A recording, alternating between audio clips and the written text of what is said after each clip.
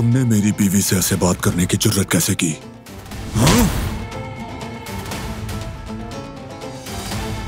बहुत थक गई हूँ। 2 कदम भी नहीं चले और तुम हाँफने लगी। कभी इश्क हुआ है तुम्हें क्या? हाँ, एक बार हुआ था बॉस। तुम तबाह हो गए। इसका अंजाम भी तुम्हारे जैसा होगा। कैसी लग रही हूँ? बहुत खूबसूरत।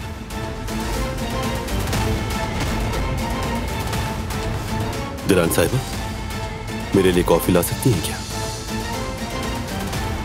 बदतमीज इंसान। आपके लिए बेहतर यही है कि आप मेरी बातों को समझें। मैं दिलान काराबे हूँ और मैं अपने काम जो भी है, आपकी भेजी गई रिपोर्ट में साफ लिखा था आप कौन है। मेरा ख्याल है आप जो बात कर रहे हैं आपको उसका इल्म ही नहीं। इस जहनियत के साथ आप कोई काम नहीं कर सकती। शुक्र कीजिए कि आप अपने ही खानदान की कंपनी में हैं, वरना मुश्किल हो जाती। तुमने मेरी बीवी से ऐसे बात करने की जुर्रत कैसे की? हाँ? बारान रुको, ये क्या कर रहे हो तुम? कैसे?